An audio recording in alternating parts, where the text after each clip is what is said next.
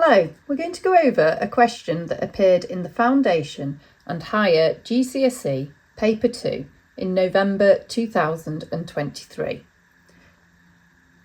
It was question 22 on the Foundation paper and question 1 on the Higher paper. I recommend pausing the video after the question is shown so you can try it yourself. Then play the video again to see the solution and where the marks are awarded. This is question 22 on the Foundation paper and question 1 on the Higher paper. Part A asks us to expand and simplify. Part B is asking us to factorise, and Part C is asking us to change the subject of the formula. Pause the video, attempt to answer the question, return to play the video to see the solution and where the marks are awarded. Welcome back. Part A is asking us to expand and simplify, and we have two parts to work with. First, we have 3 times 2y take away 5, and then we also have 7y plus 2. We need to multiply the term outside of the brackets with each of the terms inside the brackets. So for this first one, we have 3 times 2y. 3 times 2 is 6. We've got the y. And then we have 3 times negative 5, which is negative 15. For the second one, we need to do the same, multiply the term outside the brackets with each of the terms inside of the brackets. We have 7 times y is 7y, and 7 times 2 is 14. So we're going to add that 14. We then need to add these together. So we have 6y, take away 15, add 7y, add 14. We can now simplify the like terms. We've got 6y, add 7y, so we have 13y altogether. And then we have negative 15, add 14, so we've got negative 1. So our final answer is 13y, take away 1. Part B asks us to factorise. So we want to put the brackets in this time. So we look at both these terms. First of all, if we look at the numbers, we want to find the highest common factor between 6 and 15. We can pull out a factor of 3 from both 6 and 15. 3 times 2 will give us the 6, so we put 2 inside the brackets. And 3 times 5 will give us the 15. And looking at the x's, and we can see we've got x squared and x, which means that we can pull out an x outside of the brackets.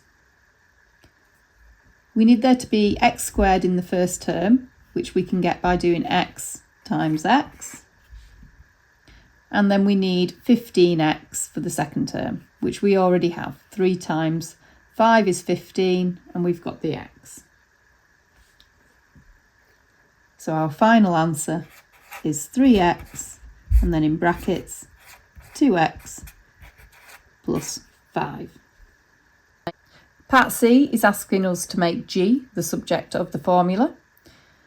So for this, we need to do some rearranging. To make sure both sides are equal, we need to do the same thing to each side. So the first thing we're going to do is take away 11, which on the left-hand side, we get f, take away 11. On the right-hand side, we have a plus 11, take away 11, so they cancel out, leaving us with the 3g.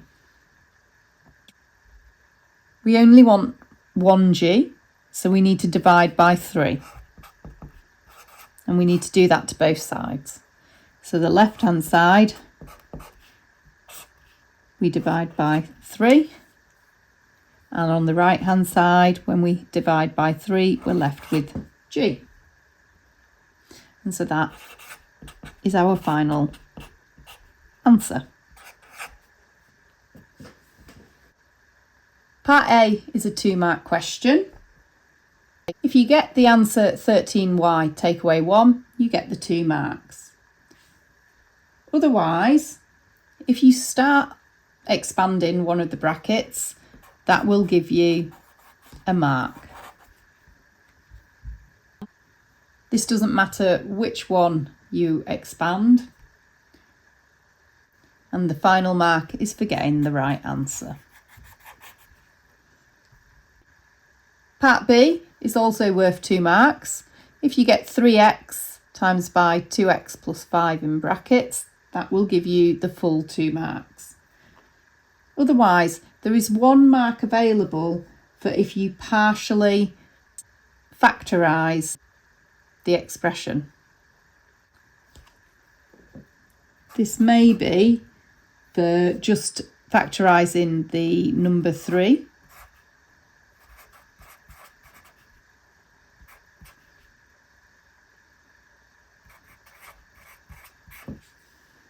Or just pulling out x.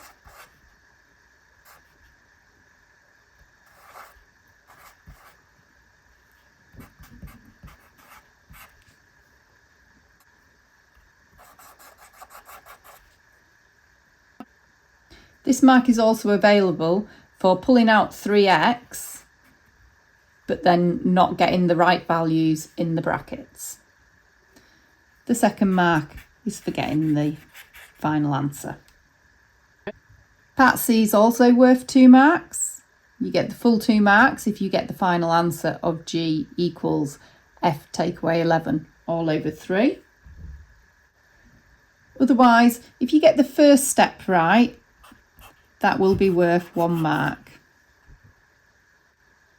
This first mark is also available if you only write F take away 11 over 3 and you don't equate it to G.